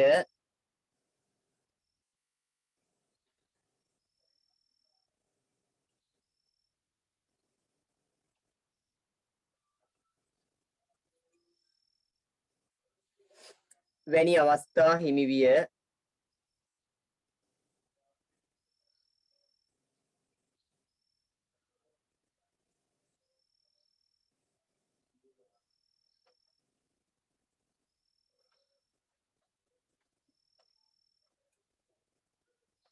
අලුත් රූලකින් ලියන්න අලුත් රූලකින් මෙම ලන්දේසි කණ්ඩායමේ මෙම ලන්දේසි කණ්ඩායම මෙම ලන්දේසි කණ්ඩායම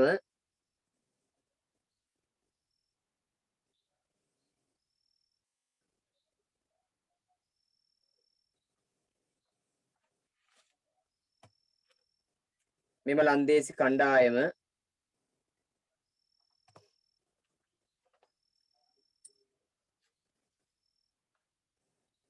ආසියාවේ වෙළඳාම් කරන විට ආසියාවේ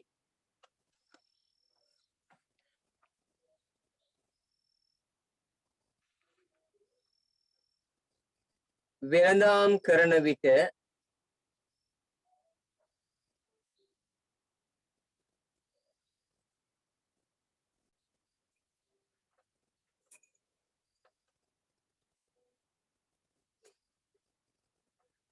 වෙළඳාම් කරන විට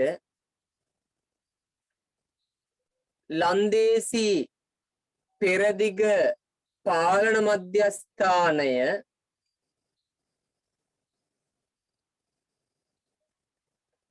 ලන්දේසි පෙරදිග පාලන මධ්‍යස්ථානය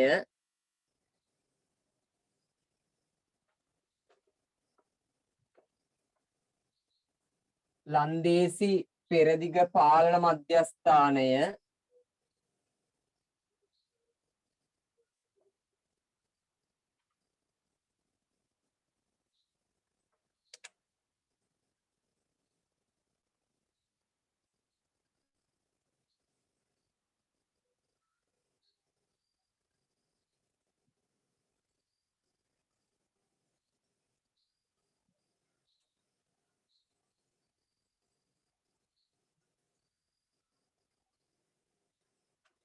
පෙරදිග පාලන මධ්‍යස්ථානය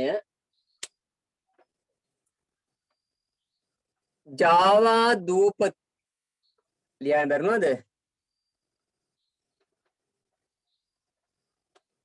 ඔය ලියාගන්න බැරි වෙච්ච දරුවෙක් ඉන්නවා අපේ. මම කියන්නම්.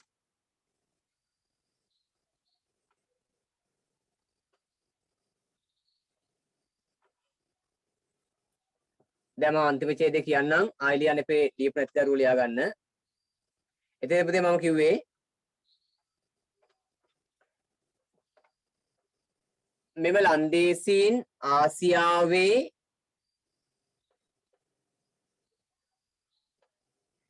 වෙළඳාම් කරන විට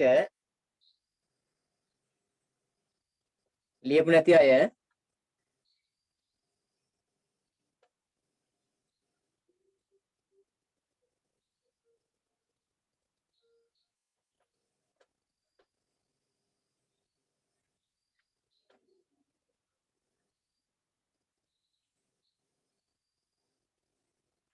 වෙළඳාම් කරන විට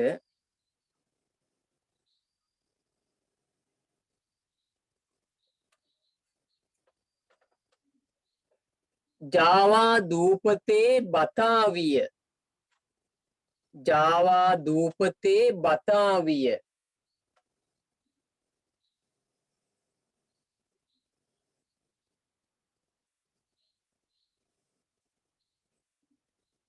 ජාවා දූපතේ බතාවිය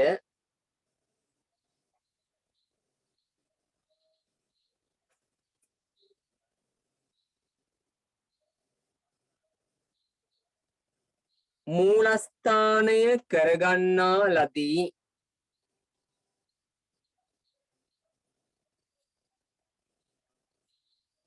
ජාවාදූපතේ බතාවිය මූලස්ථානය කරගන්නා ලදී.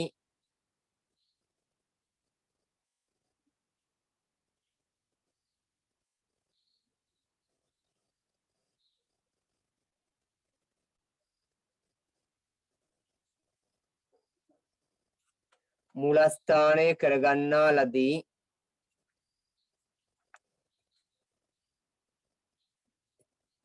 ඒක තමයි පුතේ යාළගේ ආසියාවේ මූලස්ථානය. ජාවාදූපතේ බතාවිය කියන නගරය. ජාවාදූපතේ බතාවිය කියන නගරය තමයි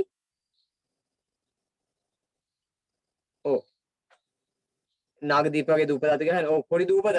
බතාවිය කියන දූපත තමයි එයාලගේ පාලන මධ්‍යස්ථානය, පාලන නගරය කියලා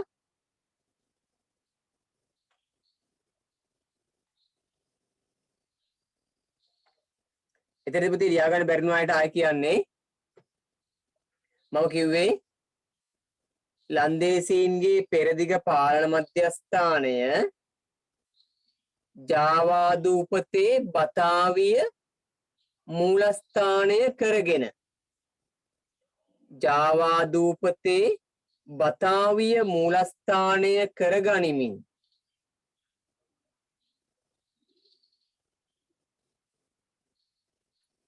මූලස්ථානය කරගනිමින් පාලනය සිදුවිය. පාලනය සිදුනා කියලා කිව්වේ.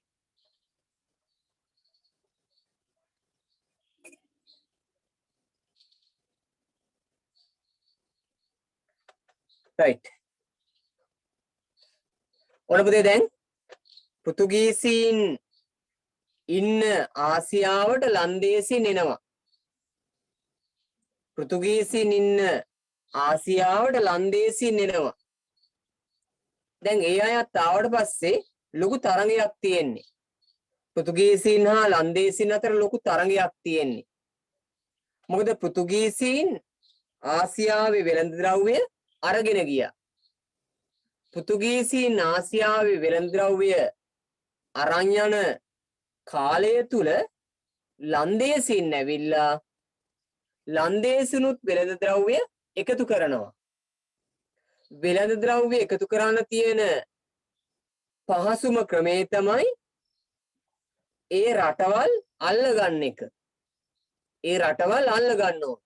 බලෙන් අල්ලගන්න ඕන. දැන් පෘතුගීසින් ඇවිල්ලා අපේ වෙරළබඩ ප්‍රදේශ ටික අල්ලගත්තා. අල්ලගෙන ඒවැයි තියෙන වෙළඳ ද්‍රව්‍ය ටික අරගෙන යනවා. ඒව ගෙනihin විකුණලා විශාල ලාභ ලබනවා. ලන්දේසිනුත් එනවා රටවල් අල්ලගෙන වෙළඳ ද්‍රව්‍ය එකතු කරන්න. ඒ එනකොට ලංකාවේ ඉන්නේ පෘතුගීසීන්. ලන්දේසීන් එනකොට ලංකාවේ ඉන්නේ පෘතුගීසීන්. දැන් ලන්දේසීන්ට සිදුවෙනව මොකද්ද? පෘතුගීසීන් එළවල තමයි ලන්දේසීන්ට ඒ ප්‍රදේශ ගන්න වෙන්නේ. පෘතුගීසීන්ට එක පන්නා හැරලා තමයි ලන්දේසීන්ට ඒ ටික ගන්න වෙන්නේ.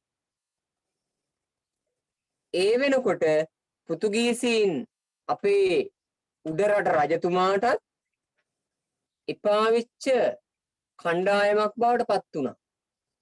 ඒ පෘතුගීසීන් ඇවිල්ලා මුලින්ම පෘතුගීසීන් ඇවිල්ලා බොහොම බැගෑපත්ව තමයි ඉල්ලුවේ අපේ රටට පොඩ්ඩක් එන්න ඉඩ දෙනවද කියලා. නේද? චුට්ටක් එන්න ඉඩ දෙනවද කියලා බොහොම බැගෑපත්ව ඉල්ලීම් කරේ. බොහොම හිමින් සීරුවේ තමයි අපේ රටට ඇතුළු වෙන්නේ.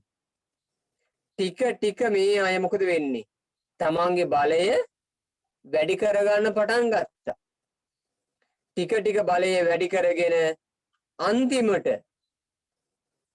අරම නිකන් දනගාගෙන වගේ ආපු පෘතුගීසීන් මෙන්න උඩරටත් අල්ලගන්න රජුට එරෙහිව සටන් වදිනවා. උඩරටත් අල්ලගන්න රජවරුන් එක්ක සටන් වදිනවා. අපි කිව්වේ මුල්ලේරියා සටන, දන්තුරේ සටන, බලන සටන, ඊට පස්සේ ඌව වෙල්ලස්ස සටන, ගන්නොරුව සටන, සටන් පහක් සිදු වෙනවා. අපේ රජවරුන් එක්ක. මොකටද මේ? ලංකාව අල්ලගන්න. රජුවේකට අවස්ථාව දුන්නේ නැහැ. ආරක්ෂාකාරීව තියාගත්තා. පෘතුගීසින් මේ වෙලාවේ පෙරදුනා. හැබැයි ඒ අය වෙරළ බඩින් ගියේ නැහැ. දැන් උඩරට රජතුමාට ලොකු ප්‍රශ්නයක්. උඩරට නම් පෘතුගීසින්ගෙන් බේර ගන්න පුළුවන්. ඒත් වෙරළ බඩ බේර ගන්න බෑ. අපේ දරුවෙක් අහනවා සටන් ටික පොතේ තියෙනවද කියලා. මේ පොතේ නෑ පුතේ එක. මම ලබන සතියේ 8 පන්තිය කරනකොට දෙන්නම්. 8 පන්තියේ පොතේ තියෙනව නේද පුතේ ටික?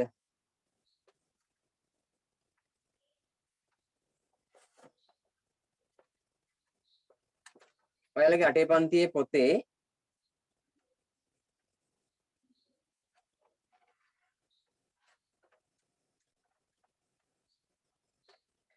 අටේ පන්තියේ පොතේ 73 පිටුවේ 8 පන්තියේ පොතේ 73 පිටුවේ සටන්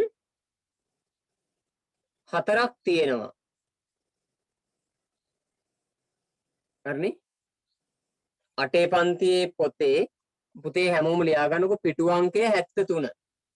8 පොතේ පිටු අංකය 73.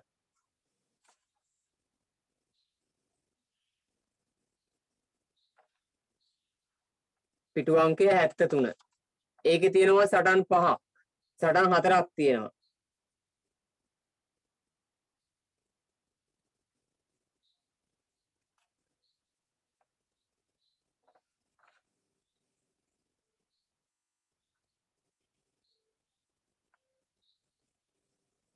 හරිනේ?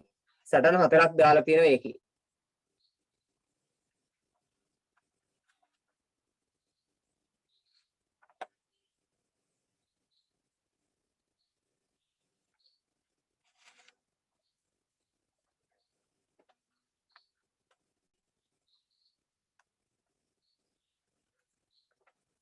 මම පුතේ ලබන සතියේ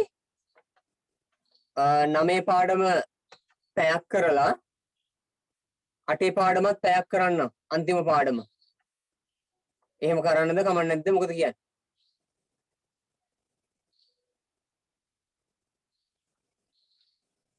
අටේ අච්චුපත තියෙන නිසා ටට්ටක් ගාලා මට කියලා දෙන්න පුළුවන් නේ. එහෙම හොඳයිද? මොකද කියන්නේ? හරි. එහෙනම් ලබන සතියේ දැන් අටේ පන්තියේ අච්චුපත තියෙන නිසා අපිට ඉක්මනට කරන් යන්න පුළුවන් නේ. නේද? ඒතර ඒකත් මතක් වෙනවා. මොකද ලන්දේසින් ගැන දැනගනකොට පෘතුගීසින් ගැනත් දැනගෙන ඉන්න ඕන. හරිනේ?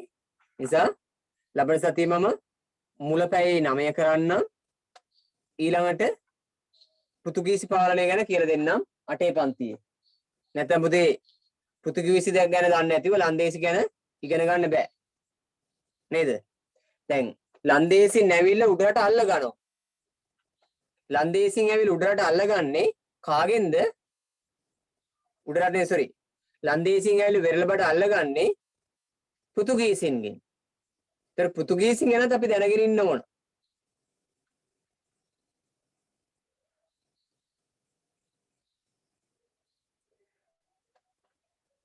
එතන පුතේ අපේ දරුවෙක් අහනවා එක සටනක් ඉවර වුණ ගමන් අනිත් සටන පටන් ගන්නවද? නෑ නෑ. කාලයක් බලන් ඉන්න. අවස්ථාව ලැබුණාම තමයි සටන් කරන්නේ. හරිනේ? කාලයක් බලන් ඉන්න. 1562 එකයි 1594 එකයි 1602 එකයි 1630 එකයි 1638 එකයි මම මේ ටික කියලා දෙන්නම්කෝ. එක එක අවස්ථාවලදී ඇති වෙන්නේ. ඒ අවස්ථාව ලැබෙනකන් ඉඳලා තමයි පෘතුගීසින් සටන් කරන්නේ. හැබැයි රජතුමා බය වුණේ නැහැ. දක්ෂ රජවරු හිටියේදා. රයිට්. මම ඒ ටික ලබන සතිය අනිවාර්යෙන් කියලා දෙන්නම්. පන්තිය කට් කරගන්න නැතුව හැමදාම පන්තියට සම්බන්ධ වෙන්න. නැත්තම් පාඩම තේරෙන්නේ නැහැ. දැන් පුතේ බතාවිය පාලන මධ්‍යස්ථානය කරගෙන පාලනය කරනකොට ඔන්න ලංකාවටත් පෘතුගීසීන් එනවා. පෘතුගීසීන් ඉස්සෙල්ලාම ඇවිල්ලා ලංකාව අල්ලගන්න යන්නේ නැහැ. පෘතුගීසීන් ඇවිල්ලා බැලුවා මොකද්ද ලංකාවේ තත්ත්වය.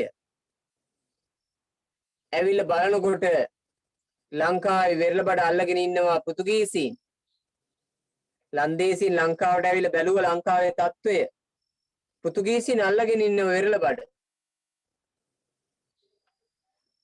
වෙරළබඩ අල්ලගෙන ඉන්නවා. උඩරට රජතුමාත් හරි කනස්සල්ලෙන් ඉන්නේ. ඇයි මේ පෘතුගීසින් ඇවිල්ලා වෙරළබඩ අල්ලගෙන ඉන්නවා මොනවත් කරන්න විදියක් නැහැ. පෘතුගීසින් එළව දාන විදියක් නැතුව උඩරට රජතුමා කල්පනා කරනවා. ආරංචි වුණා ලන්දේසීන්ට මෙහෙම දෙයක්. මොකද්ද? උඩරට රජතුමාට දැන් පෘතුගීසින් එපා වෙලා කොච්චර එළෙව්වත් යන්නේ. සටන් පහක් කරා ඒ පහම කරත් ගියේ නෑ නෙමෙයි.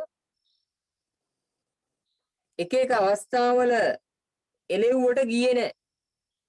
පෘතුගීසීන් ටික ටික එපා වෙනවා රජතුමාට.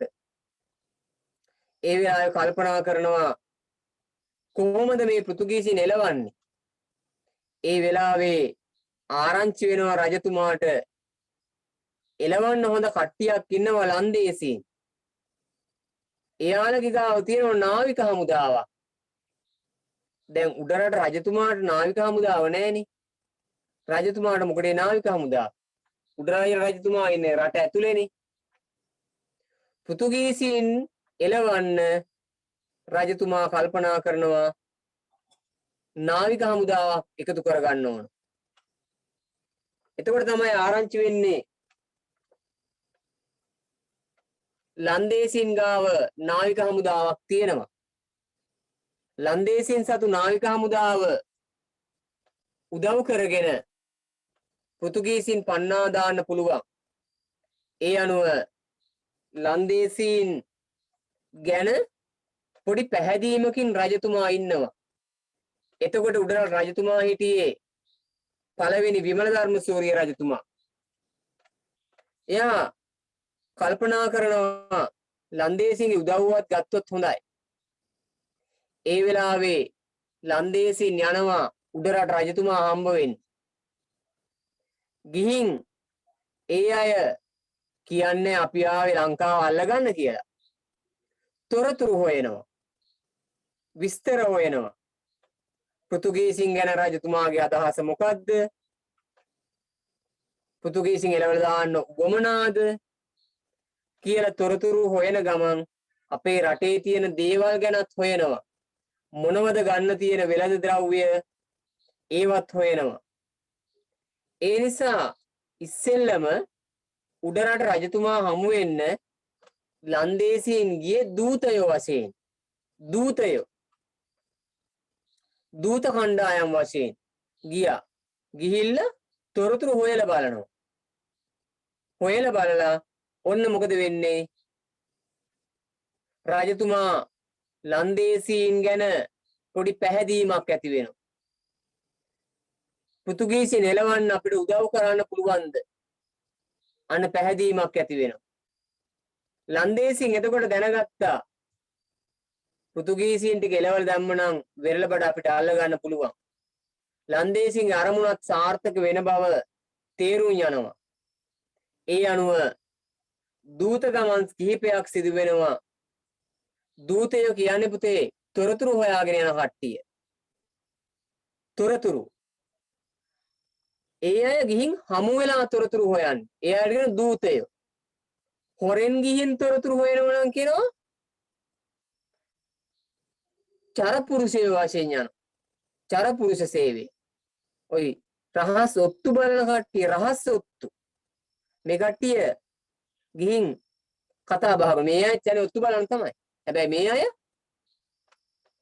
පේන්නේ යනවා. අර රහසිගතව යන අයට කියනවා චරපුරුෂය. මේ අය නිකන් ගිහින් කතා බහ කරන දූතයෝ. ඔය අපේ රටේ ඔය එක දේශපාලඥයෝ වෙනවනේ ලොකු හාමුදුරුවෝ හම්බ වෙනනේ. දූතයෝ වශයෙන්. විදේශ රාජ්‍ය නායකයෝ වෙනවනේ ලංකාවට දූතයෝ වශයෙන්. අන දූතයෝ. එහෙම දූත ගමන් කීපයක් සිදු වෙනවා. හරි. අලුත් රූලකින් ලියමු පුතේ මෙහෙම.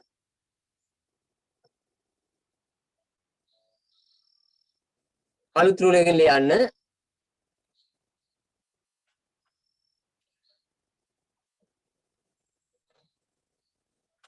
ලන්දේසීන්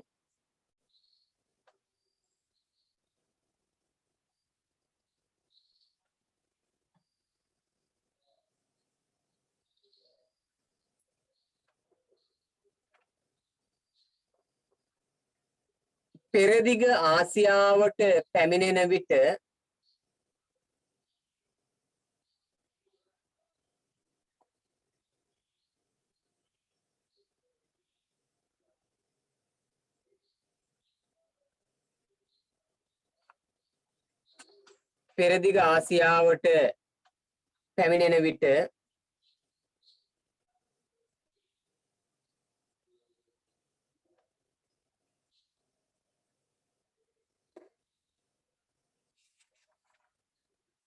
අප රටේ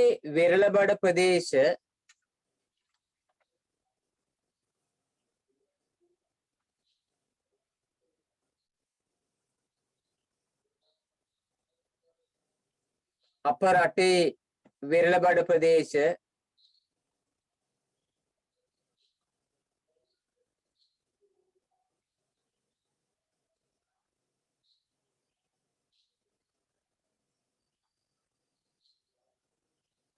පෘතුගීසීන් අල්ලාගෙන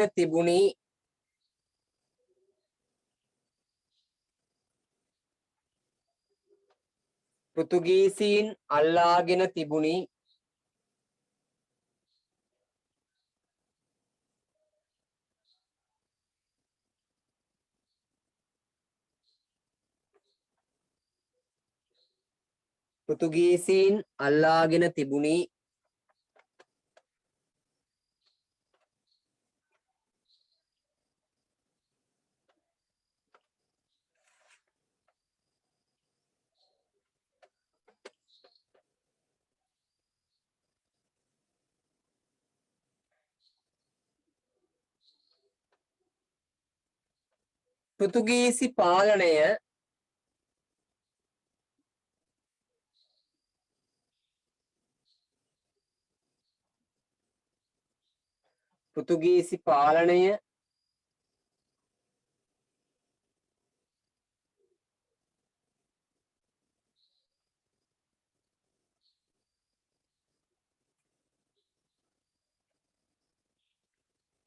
පෘතුගීසි පාලනය එක්කම ඔවුන්ගේ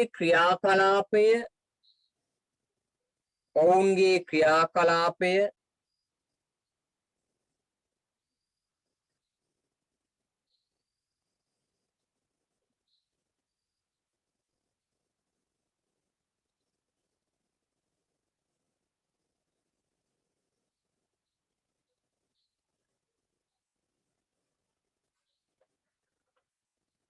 උඩරට රජුට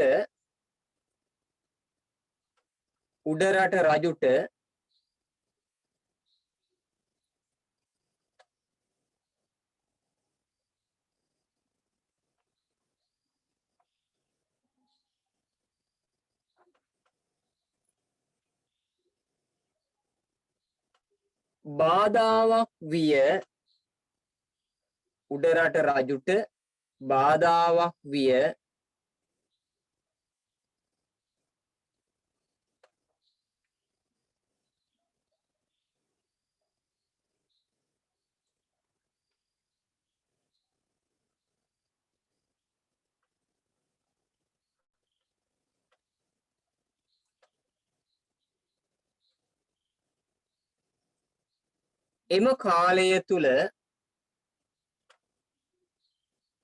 එම කාලය තුල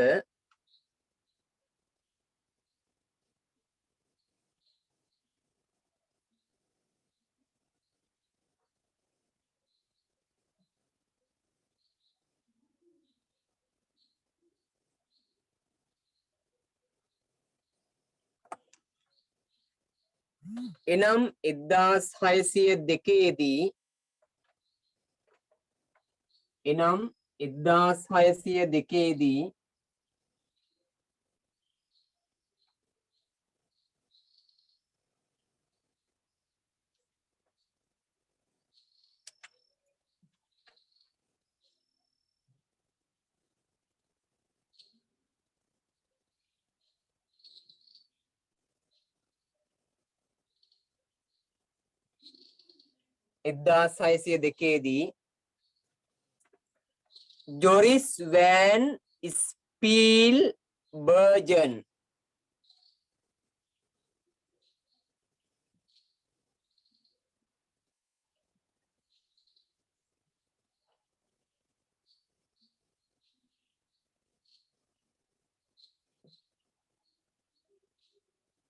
ජොරිස් වෑන් ස්පීල්බර්ජන්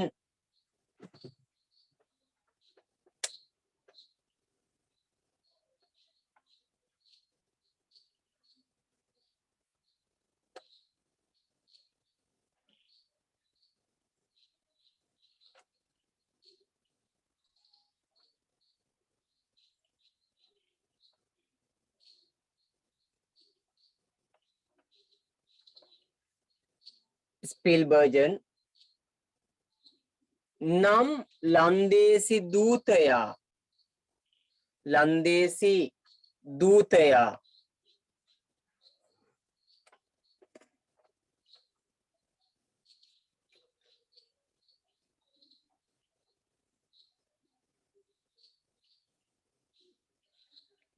දූතයා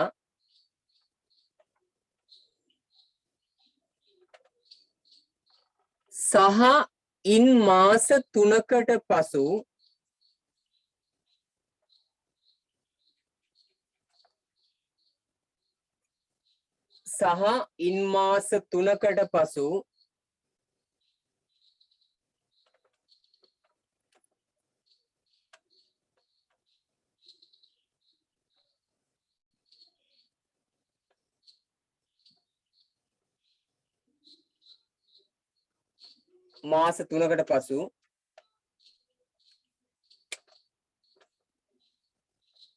සිබිල්ද වර්ට්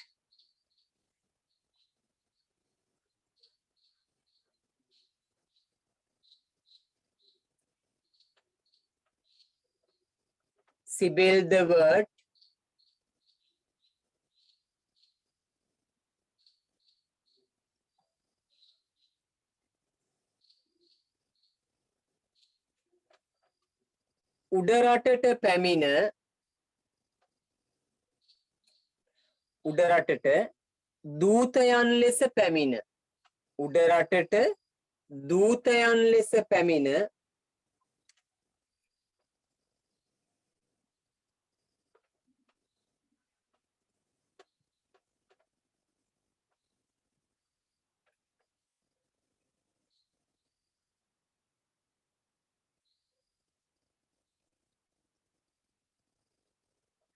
දූතයන් ලෙස පැමිණ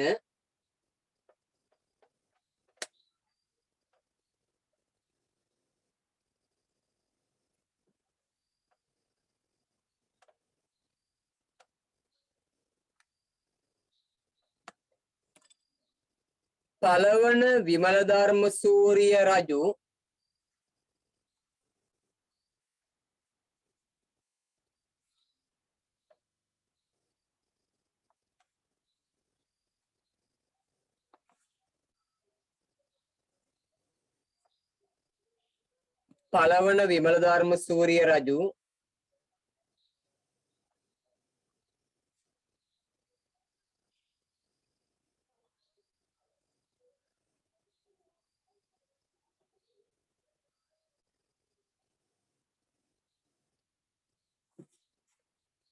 පළවන විමලධර්ම සූරිය රජු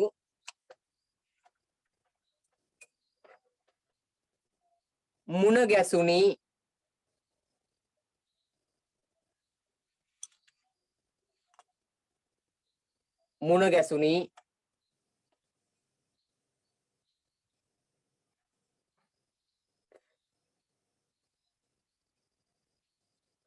පළවන විමලධර්ම සූරිය රජු මුණ ගැසුණි.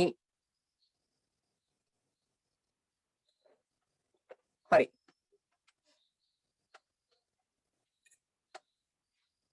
අපි ලබන සති ඉතුරු ටික කතා කරමු.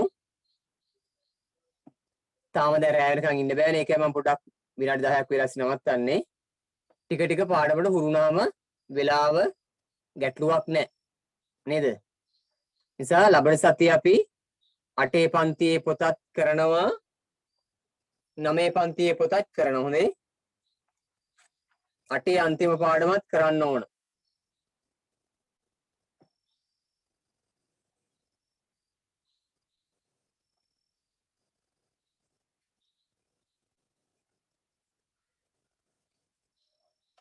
හරිනේ. 8 අන්තිම පාඩමත් අපි පැයක් කරමු. එහෙනම් අද පාඩම පැහැදිලි ඇතේ කියලා මම හිතනවා. එහෙනම් හැම දරුවෙක්ම අපි ලබන සතියේ යලි හමු වෙමු. එහෙනම් හැමෝටම ආයිබෝවන්.